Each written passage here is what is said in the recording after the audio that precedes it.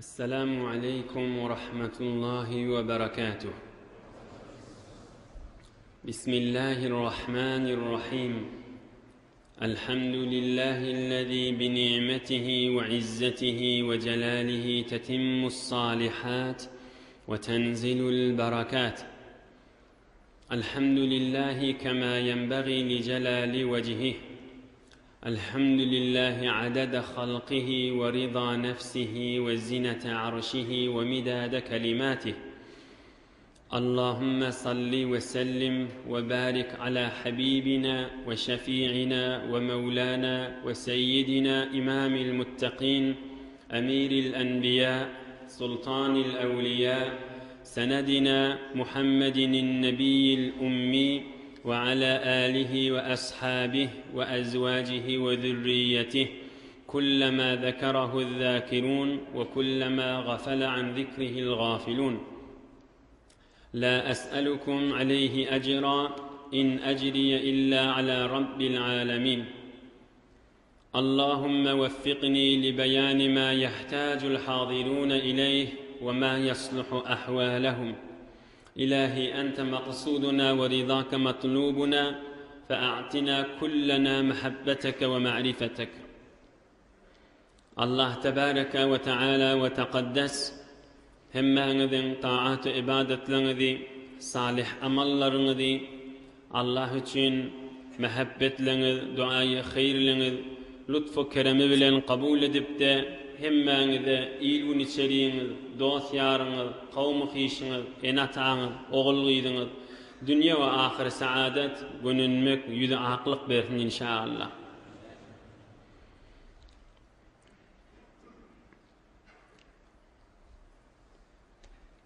Geçen heftelerde gözümüzün nuri, başımızın taci Muhammedur Resulullah sallallahu aleyhi ve selleme ve onun ashablarına radıyallahu anhum ecmaîn kafirlerin azaları, eziyetleri ve beyik Allah Teala ayet verip Kur'an-ı Kerim'den bir neçe ayetleri verip bu mahal kafirle gülfele de Kıyamet gününe Müslümanların gülüp duran ýagdaýlary boljakdyr diýip. Näme şo ýagdaýyň içinde gelip bakala Amr ibn Abasa diýen bir adam Mekke'ye Mükerreme'ye gelipdir. Amr ibn Abasa radıyallahu anh. Aham eşitdim Mekke'ye Mükerreme'de gurrunluken Peygamberimiz barada Çemara Peygamberimizin yanına bardım diye. Oham ben aytdım, ey Muhammed sallallahu aleyhi ve sellem, sen näme bolýan, kim bolýan, näme ýagdaý bar senne, ul millet her türlü gurruna diye diýdim diye. Onda ol aýtdy, men bir nebi diýdi, peygamber diýdi. Oham Amr ibn Abasa diye ben soradım oham nebi diýeniň näme bolýar? Onna Peygamberimiz jogap beripdir, erselani Allahu azze ve cel, Allah Taala meni iýerdi diýip. İnsanlara beýik Allah Taala'ň nuruny, dinini ýetirmeden çürim diýip. Oham ol soradım diye ýene de Amr ibn Abasa, Hudaý Taala seni iýerdi diýen milleti näme neşitdirmeli, näme diýmeli, näme gerekli bilen seni iýerdi diýip soradım diye. Onna ey mümin musulmanlar, ey mümin musulman ayal erkek dogalla. Men Peygamberimizden soradım, dinin merkeziyetine ait, esasyna ait, köküne ait Hudaý Taala näme seni iýerdi diýip. Nişde Peygamberimiz gel otur sana düşündireýin diýmendir ha. Erselani Allahu azze ve cel, Allah Taala meni iki zat bilen iýerdi diýipdir.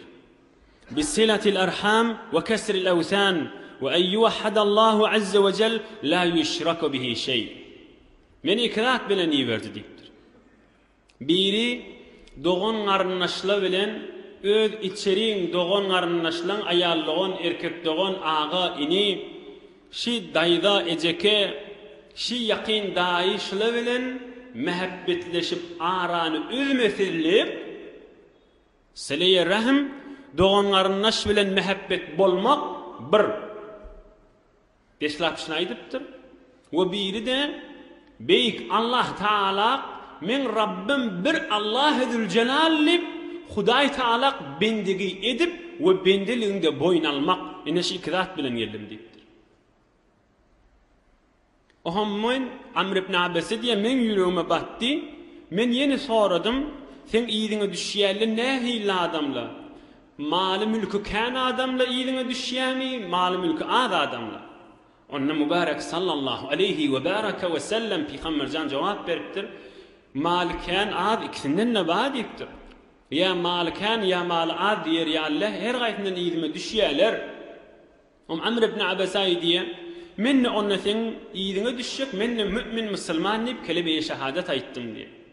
Onna Peygamberimiz aýdypdyr, sen häzir öz owaňa git, hiç kime de eşitdirme hiçlady. Häzir durmaly sen diýipdir. Peygamberimiz şoň ýagdaýyny, Mekke-i Mükerremeň ýagdaýyny raýat edip, gözläp hemme tarapdan gözläp aýdypdyr, ýöne owaňa baranda gözleş diýipdir. Bir wagt eşitersiň, İslam dini izzet tapdy diýip, şonda gelmeň ýanyma men seni gözleşip otyryn diýipdir. Ohum ýa Amr ibn Abbas aýdy, daş ýurtlara öz owama geldim. Ohum gözleşip berdim diýe. Hey ondan mundan sorardım. Resul-i Ekrem'den haberiniz barmy, Peygamberden haberiniz barmy diýip. Ohum dogry haber eşitmerdim taýinki bir wagt Medine-i Munawwara'dan bir tovar adamlar biziň ýurdumuza geldi. Ohum men ne soradım? Bir Peygamber we Muhammed sallallahu aleyhi ve baraka ve sellem şondan haberiniz barmy diýimde ola aýtdy. Oho, ol aýdýan Peygamberiň ol Mekke-i Mükerremeň adamlary onu öldürjek boldy, başarmadylar. Ve şu mahalle Medine-i Munawwara'da en-nasu ileyhi sira'. En-nasu ileyhi sira'. Adamlar çolup tayfa dost üýüşüp gelip musulman bolýarlar şu mahalle şoňa diýip aýtdylar. Medine-i Munawwara'dan gelen adamlar habar berdiler soňram diýip aýtdy. Oham ýanky Amr ibn Abbas diýe, ol Peygamberimiz Medine we Munawwaraga barallaryndan soňram maňa şu habar ýetişdiki, insanlar Resul Ekrem sallallahu aleyhi ve sellem'in mübarek huzuruny barıp şökü düşüp mümin musulman bolup Allah Taala'nın dinine fouç mouç üýüş ýeke barıp girwetýler, men ne bardım diye. Aham barıp Peygamberimle salamlaşdym we oturdum. Aham men soradım. Faqultu ya Resulallah ata'rifuni? 10 ýyllar içinden geçenden soňra ya Resulallah men taniýanmy diýdim. Ol Mekke-i Mükerreme'de hoşlaşdylar.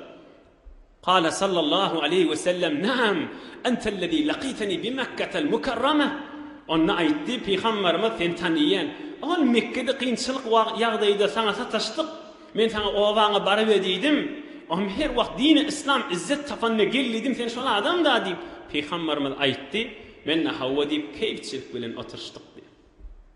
Inha Amr ibn Abbas radiyallahu anh bir de musulman bolup İslam'ın nuru yeni bir ovağa şin ýaýramaga durupdyr. Bir üç tane muhim ders var. Kan üstünde durmarın nihayet 5 dagy inşallah. Ey mümin musulman dogallar. Peygamberimiz ýanky Amr ibn Abbas'a sorady. Sen näme bilen geldin? Dini maňa düşündir bir kelimede diýenne Peygamberimiz aýtdy men iki zat bilen geldim diýip. Doganlarynaş bilen arany üzmeli däl. Bir ikincisi beyk Allah ibadet edip bendigiliğin boyun almak. Çyndan bir oturup fikretsen ulukan gurrun diýelmişim. Hudaýa bende bolmak, dogan ardaş bilen gatnaşmak, aran üzmesillik. Bir neçe gurrunla bolýa, ay ahunna aýdywty biz zindigi bilen bir halk öz zindigine ýetişenek kim wagt etýär dogan arnaşyň ýanyna barmaga diýilýän gurrunma. Nämeden çirim? Awgulagasyn. Nämeden çirim? Wagty ki Allah Taala aýdyp duqa. Resul Ekrem sallallahu aleyhi ve sellem aýdyp duqa. Bir kudakana oglunyň kefi bilen milletin fikirlerini harap etip goýbermeli. Aya Peygamberimiz giýje uny dogan arnaşyň ýygyna düşüp gedin diýip aýdýar. Ýanky kebiň näme manasy bar? Doğan arnaşın bilen katnaşmalı, doğan arnaşın bilen kepleşmeli, meselen ahun molla aydiya, din aydiya, bu zamanı öz zendigini yetişip bolanak deyip bir gurrun, nagat bir oğlan gurrun, nagat puç gurrun, nagat ahmagani gurrun, nagat bir savatçılık gurrun. Aya din, gece unni doğan arnaşın idinle gezde yör diyemi. Yaşayışın bilen bolma diyemi. Dünyana çörmüşme diyemi. Başka da elin yetmesin nivay diyemi. Yani neyme? Dinin aydiyana kepleşmeyeni gelme, davalı bolma, kineli bolma, fırsat tafanda da aylanmadır diye. Böyle din mağarada ağımız açıp durmak kavlat değildir. Eftede olur, ayda olur, hulası kine kuduretin olmasın ne vay diye. Başka da değil ki. Derru ıgtirad edip, Müslümanları din bernamasından savutacak olmak, Müslüman adamı gelişen zat değildir. Hulasa selamu aleyk bolup dursun arada. Bir tane peygamberimizin mübarek sözünü okuyayım. Femen vasalaha vasaltuhu ve men qata'aha batattuhu. Allah Teala aydıptır. Her kim doğun arnaşı bilen kepleşik bolup qaraz şu arada ihlas etse, men Hudaý rahmatym şolara döküp durarım. Ve her kim doğun arnaşı bilen bahane takıp kepleşmeyecek bolup gelse, ol adamdan men rahmatym keşerin dipdir. Al kepdadır Müslüman doğullar. Al kepdadır. Hey bu vakt yok, men gurrugum onsun ne değil bu mahal. Her kim doğan arnaşı bilen bahane olsa kepleşecek bol aran üzmeyecek bolsa, men Hudaýda şondan rahmatymy bereketim üzmerinipdir. Her kim bahane olsa kepleşmeyecek bol aran üzecek bol kesse, men Hudaýda aran üzerim rahmatym şoň üstündenipdir. İkilenci ve metlepler yeni qıyqaç gurruna deyli.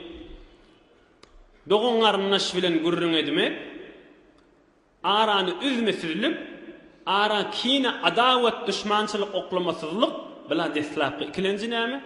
Allah Teala bende olmak. Hudaý Teala bendigiliğin boynalmak. Ey cavan dostlar, bir qıyqaç gurruna deyin şu arada hem özüm keplep duran ve hem siz doğullar. Olacağımızda halk etip koyuyla.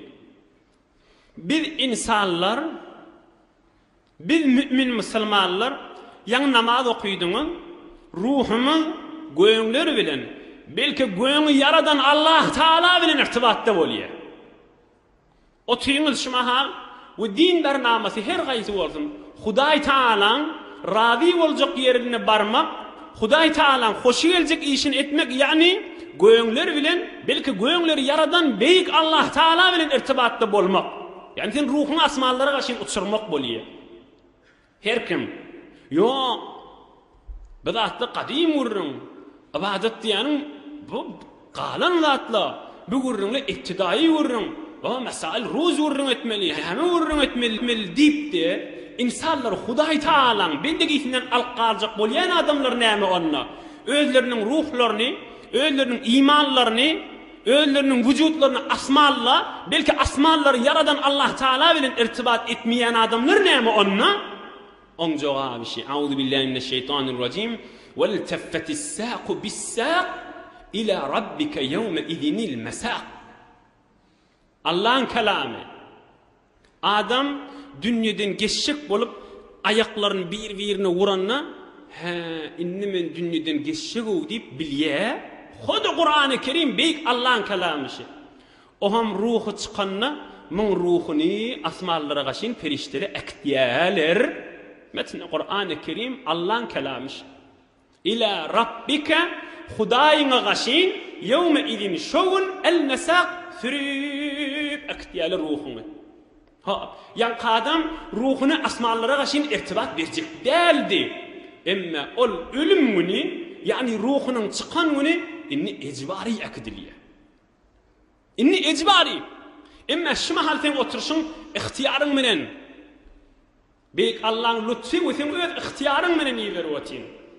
Beş, ondan çirim hoşa behal ol insanları ki, gününün ol insanları ki, beyk Allah Teala bendigiyin boy Allah Teala'nın beraberine özümüzün bendigiliğimizi boynalıp zindigi Ahmet beraye bendigi zindigi bi bendigi şermendigi bendilik yaşayış yani Hudaý Teala bilen ruhun asmallar ve asmallar yaradan beyik Allah bilen irtibatta bolmak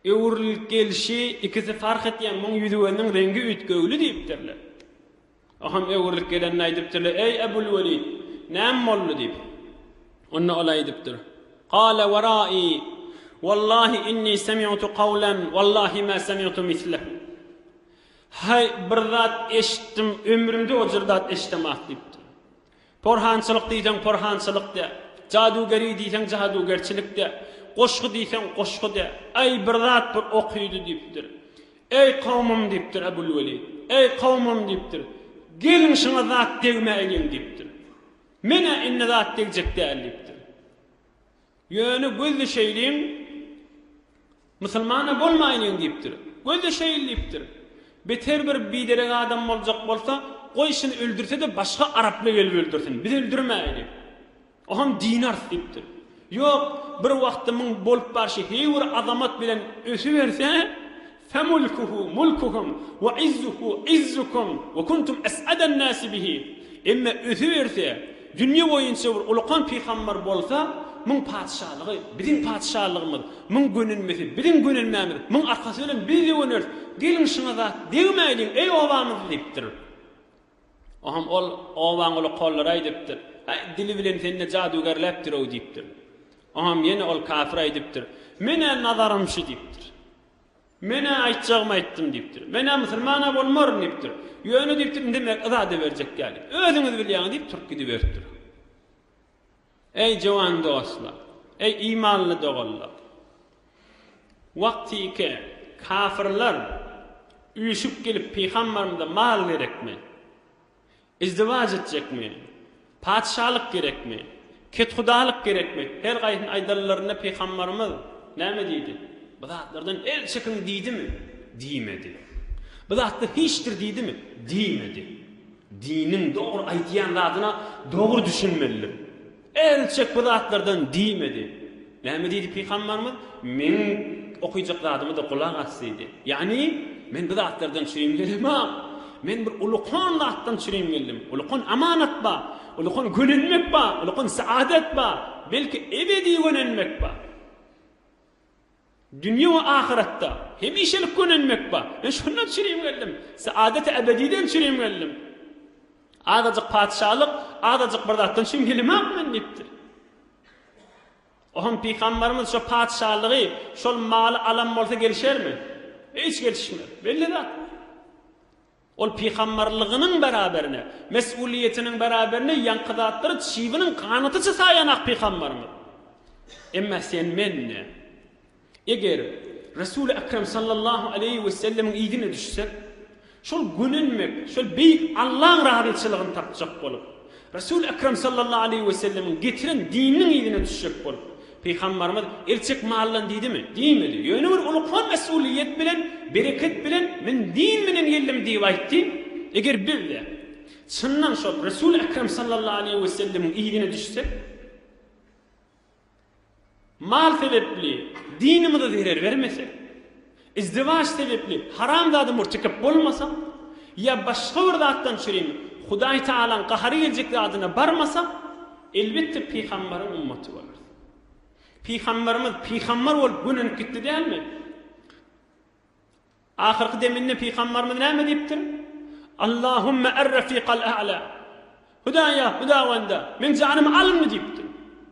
Inni maňa peýgamberlere berenin öz ýanyndaky ulukhan derejäni ber, men ruhum hemişe gönensinni diýipdir. Çyk dünýeden diýipdir. Ebedi gönenmege gitdi däl peýgamberimiziň mübarek ruhy. Aýa biz ummaty bolsak, Resul-i Ekrem sallallahu aleyhi ve sellem'in iyidine düştü. Aya iyidine düşmek, izdivacına zarar verýän. Izdivaç ki peýgamberimiz sünnet etip goýupdy. Aya malyňa zarar verýän, aya dünýäňe zarar verýän, hiç zarar vermeýär, belki bereket berýär. Belki kaptandan dünýä we ahiret bilen bile saadet berýär. Resul-i Ekrem sallallahu aleyhi ve sellem iyidine düşüp Hudaý Taala'nın muhabbetini tapjak bolýar. Ýöne kıssa bolup kesmeli zat däl ki Hudaý Taala'nın rezaýetini tapjak bolmaly bizde. Hazreti Mevlana'nın bir küçükdäni beýti bar, elbette bizden çürüýüm aýdypdyr. Eşqay kezpi rengi bowat, eşq nebowat, aqibet nengi bowat. Eşq an bugzin ki cümle enbiya, az eşq u yaftan karo kiya. ta bemanet canet handan ta ebed hem şu cane pak Ahmet ba ehad. Ey Allah rahmet etsin. Allah Teala cennetin cay versin. İşkı an bögzin ki cümle enbiya yaftan az işkı u karokiya. Ey cavan, ey keplep duran, ey eştip duran, ey mümin Müslüman. Bir zadın muhabbetini tap ki tamam peygamber şol zat-ı mukaddes ki Allah Teala olsun şol muhabbetini tapmak bilen bir azim derece yettiler. Uy olara peygamber bil ki peygamber dediğinde ona ne cevap veriyor? Ta bemanet canet handan ta ebed. Eğer şeyse, eğer beyik Allah'ın muhabbetini tapsak ruhumuz hemişelik hoş olup kalır. Ta bemanet canet handan ta ebed hem şu cane pak Ahmet ba ehad. Peygamberimizin ruhu Allah Teala'nın yanındaki derece hemişelik gönülmekte değil mi? Senin ümmeti ol ki sen bilgin şu Resul-i Ekrem'in ümmetidirsin. Şu Peygamberlerin ümmetidirsin. Biz Allah Teala'nın muhabbetini tapsak dünya ahir gönülmek Allah Teala doğasını hiç vakit boş veriyenlerdir. Yeni bir yağdayla bilen yan kadama aitti. Men azat diyecek ki ödünüz bilýäňiz dedi. Kafirler da adaları bilen şehittirip şi ýagdaýda gezdi o kala döwsýän taýfadan Tufayl diýen bir gaty akylly, bilimli hem şahir neren adam gelipdir. Mekke-i Mükerremen adamları gaty urrun etipdir. Derrew Tufayl'a sataşypdyrlar. Ey Tufayl, sen bir deren adam, sen bir düşümli adam diýipdirler. Mekke-i Mükerreme'de bir adamma Muhammed adı bilen sallallahu aleyhi ve sellem kafirler aydı ve Tufayl diyen adama bir de bilimizak deyiptir. Caduger mi? Porhan mi? Hulasa kepleyen adam ödünü öwriye. Biz sana yaxşılık edip aýdýar. Kefinna eştama, gözdama, sataşama deyip muňa kan aýdypdyrlar. Şol Ka'ban ýanyna barsaň bütün Araplar barya da kafir wagtlarynda da Ka'ban ýanyna. Ka'ban ýanyna barsaň hulasa basym gaýt eger şu Muhammed barwurta sallallahu aleyhi ve baraka ve sellem eşitmedim, keplemedim, gözlemedim diýipdirler. Hazreti Tufayl aýdýar, şol musulman bolýar sonra. Qalat Tufayl: "Fa wallahi ma zalu bi hatta qasadtu alla asma' minhu shay'a hatta hashawtu fi udhni." Az bes kafirler maňa kan aýtdylar, hatta kulağıma pamuk tıkıp gittim diye Ka'ba gaşy. Az bes aýtdylar, eşitama, eşitsen hadarsan, öňkünüňden galarsan, owaň da sana däliler, iýlüňden ne galarsan, ey şizatdan aýtypdy. Ka'ba gaşyn bardım, görsem Muhammed bahmışdyk diye sallallahu aleyhi ve sellem.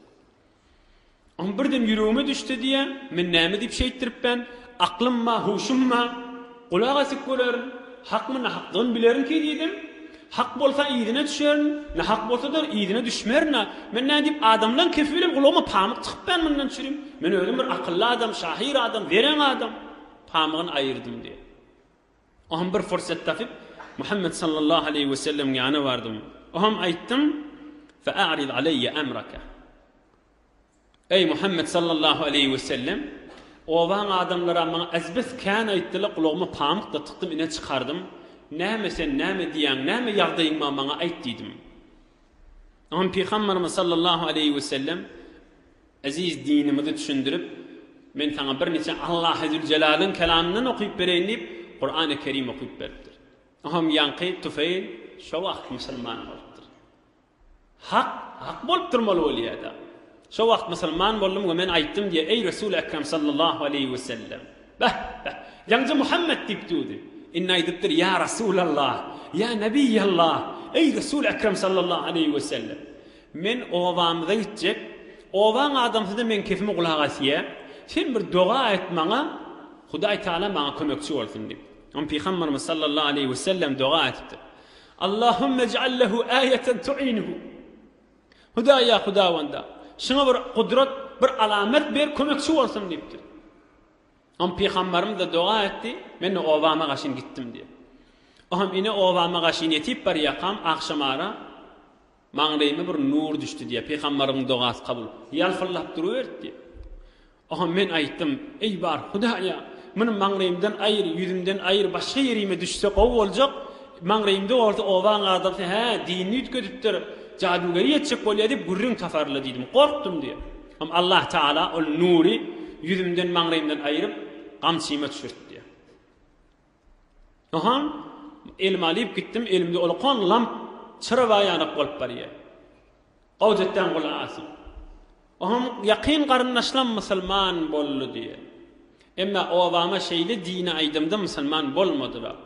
Aham peýgamberimize gaşyn öwrülip geldim. Faqultu ya Rasulallah, qad galaba ala daws az-zina, fad'u Allah ta'ala alayhim.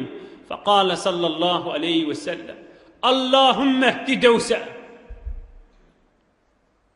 Aham men peýgamberimiziň ýanyna geldim. Ya Rasulallah, men taýfam daws kan dine çağırdım, musulman bolmadylar. Son men taýfamda gatylyna kan. Yani şolun zanalar sebep bolwati imana girmesinler. Son imana girseler bermeli bolýar da. Qad galaba ala daws az-zina. Zinana bilen erkek adam sataşmak, irtibatı nameşru, kepleşmek, gülüşmek, sataşmak zina kan. Ya Resulallah, bir bettogat owamy dargasyny diýdim. Emma peýgamberimiz gol götürip aýtdy, Hudaýa daws taýfany hidayet etdi aýtdy. Aham soňralarda peýgamberimiz Medine-i Munawwara geçenden soňra, hicret edenden soňra owam da musulman boldy diýe. Peýgamberimiziň mübarek dugasy kabul boldy. Ey imanly dogallar, ey mümin musulmanlar. Ow gulak asyn.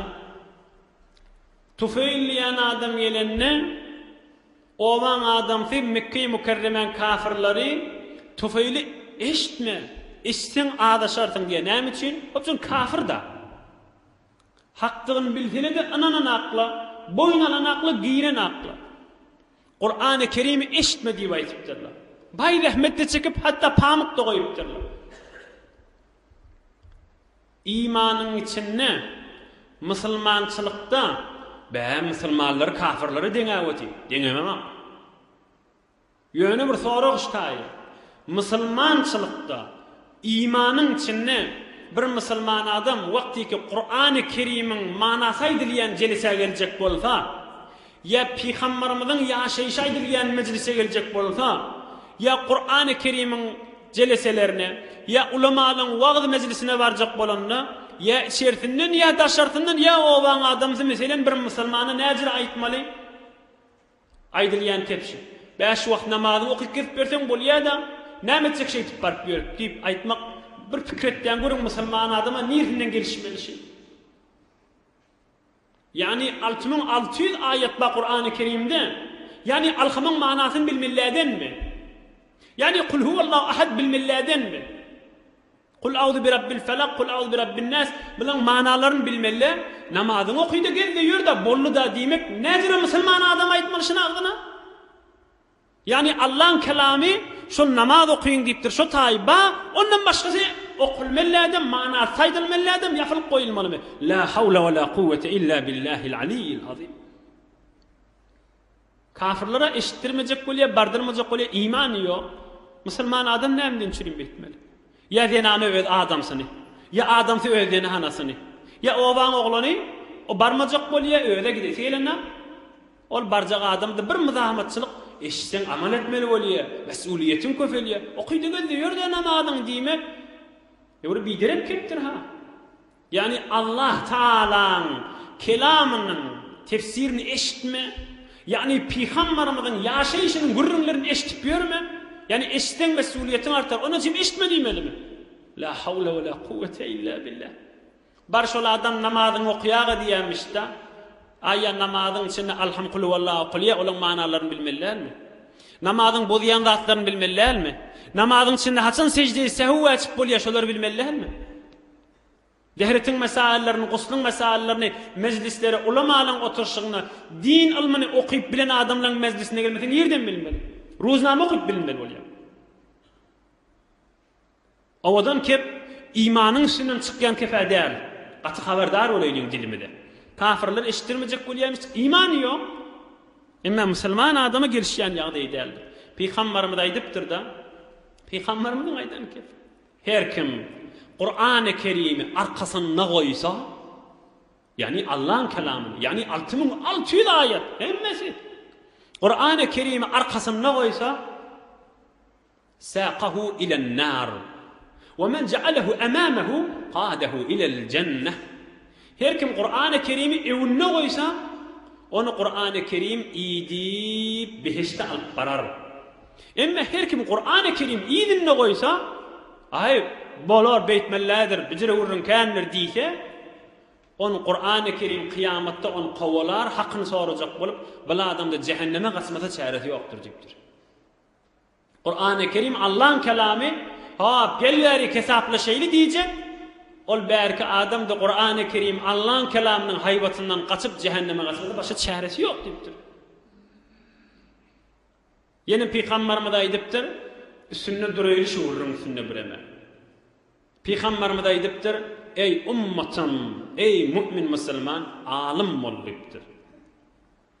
Ýok, alim bolup bilmeýän bolsaň, öwrenýän molla bol diýipdir.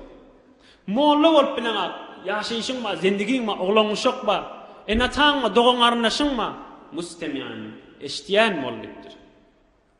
Eşitýän bol, kulak asýan bol, dinleýän bol diýipdir.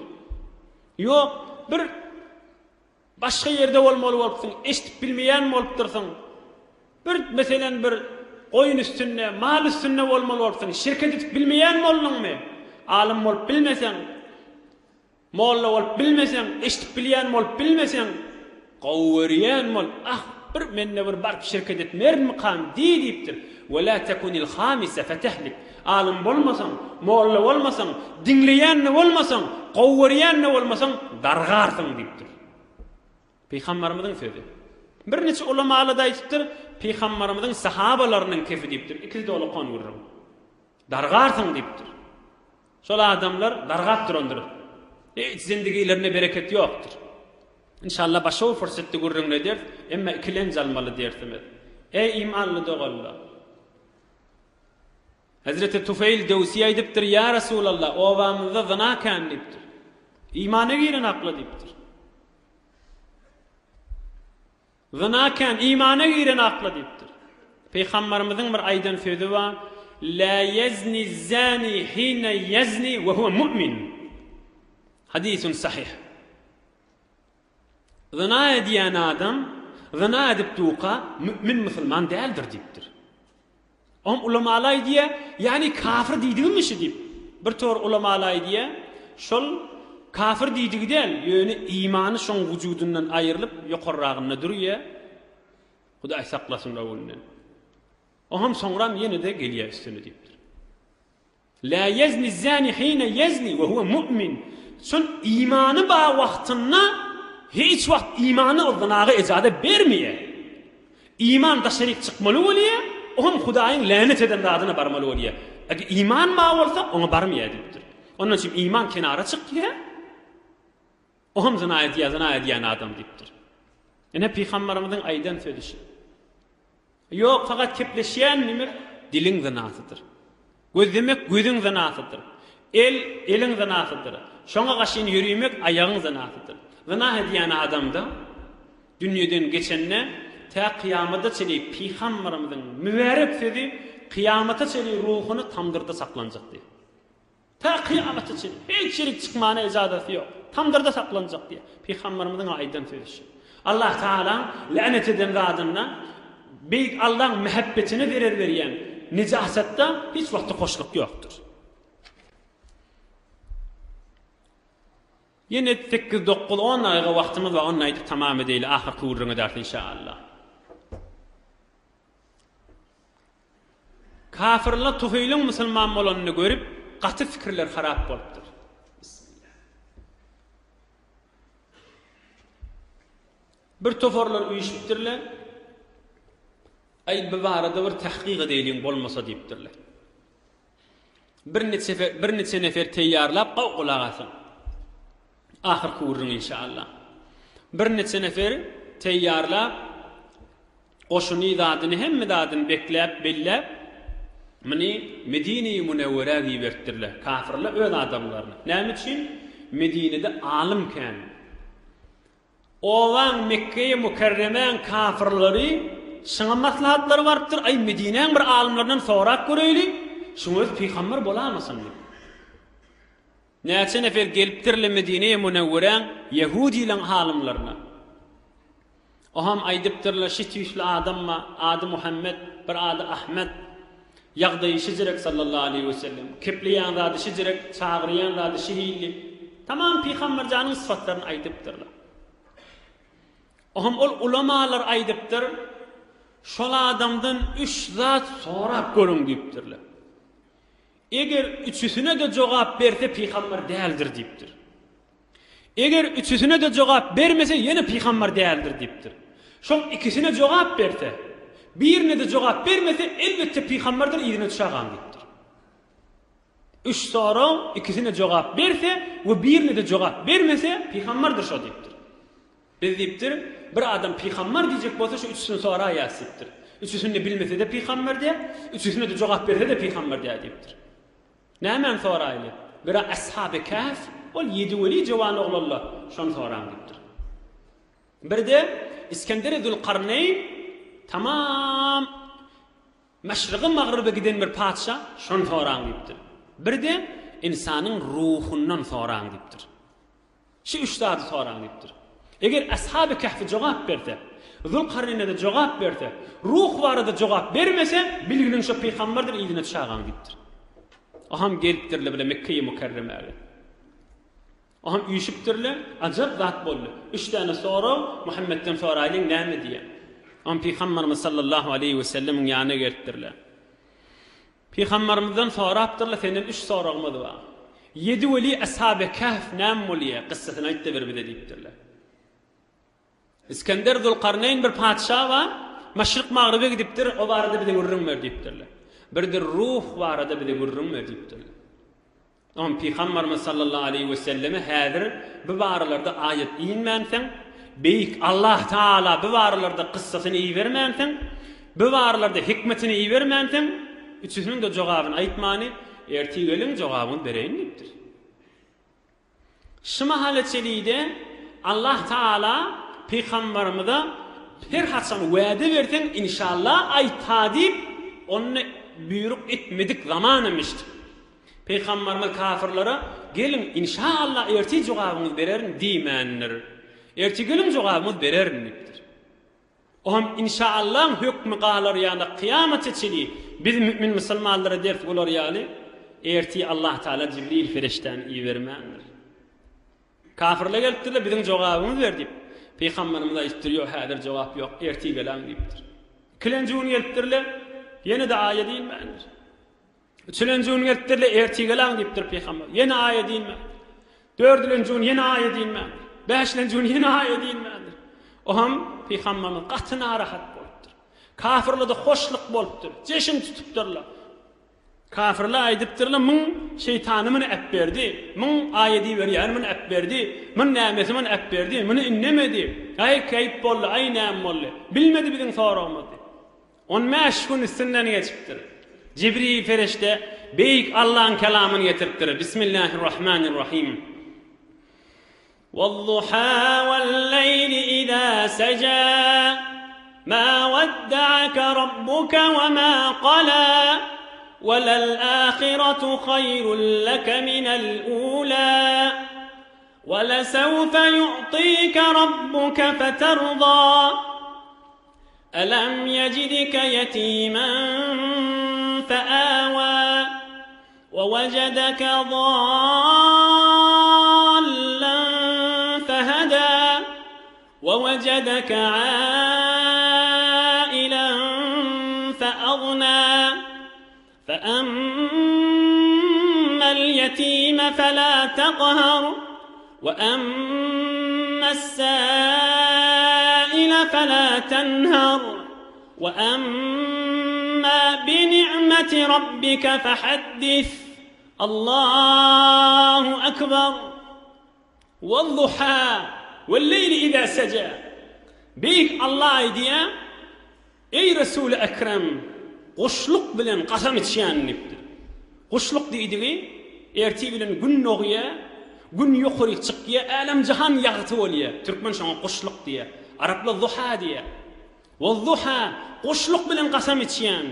Wel-leyli ida saja akşamara ymrak garalýa, hemme yer aram, jaýlyk bolýa. Ol şol gijan garanqy bolup, ýagty bolup, jaýly bolany bilen kasam içýän. Ma wadda'aka rabbuka wa ma qala. Ey Resul Ekrem, Allah Taala seni beter gawy görýär, seni äpberenak, seni goşwerenak, seni hiç wagt ýeke goýmaz. Seni dünýede barnamaň menen bölüber, din ýaýradyber. Häzir dünýede men seň nigahwanyňdyr ey Resul Ekrem. Welal ahiratu hayrun laka minel ula. Emma kıyamatda berjek derejem gaty bolýandyr sana diýipdir. Peýgamberjan güleberdir. Wala sawfa yu'tika rabbuka fatarda. Sana kıyamet gününe Hudaý Taala bir derece berjek. Sana kıyamet gününe Hudaý Taala bir derece berjek. Fatarda. Hudaýa men razy boldum diýip aýdarsyň diýipdir. Subhanallah. Peygamberimiz narahat bolup tuqa. Beyik Allah Taala Resul Ekrem'i hoş etjek bolup aýdyşyny welde Kur'an-ı Kerim "Wala sawfa yu'tika rabbuka fatarda." Ey Resul Ekrem, ey Muhammed Mustafa sallallahu aleyhi ve sellem, ey rahmeten lil alamin. Kıyamet gününe sana bir derece bereyin, fatarda. Hudaýa men razy boldum diýip aýdarsyň diýipdir.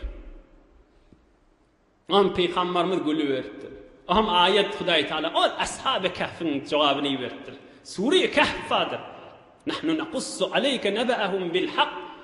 Ashab-ı Kahf'ın kıssasyna aýdýyn. On gurrunu ba.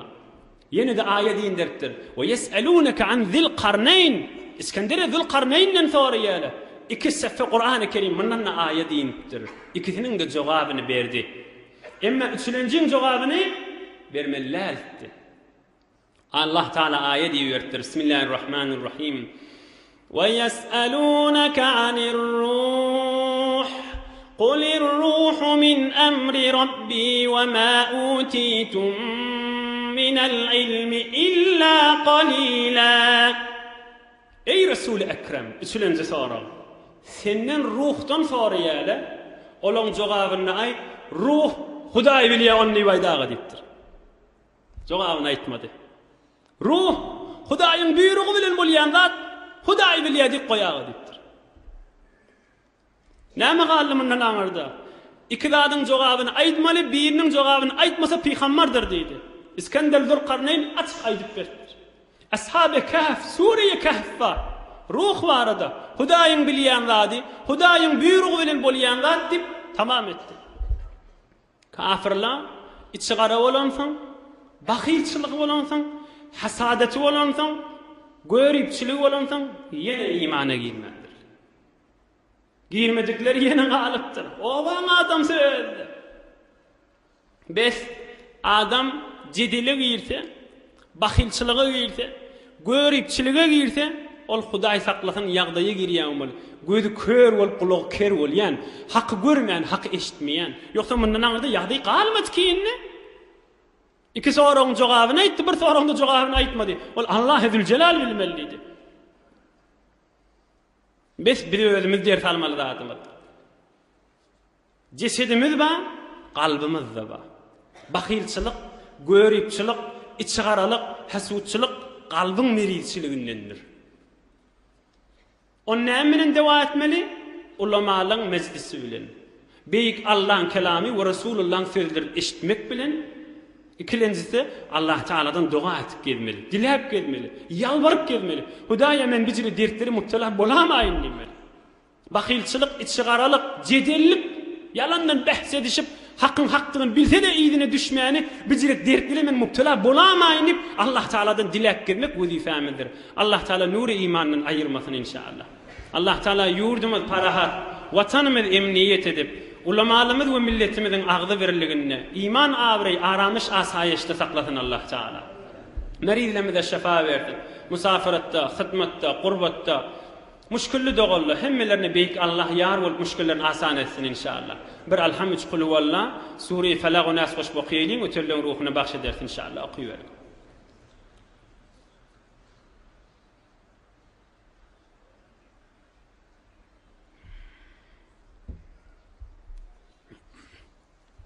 Subhan rabbika rabbil izzati amma yasifun ve selamun alel murselin velhamdülillahi rabbil alamin. La ilahe amin.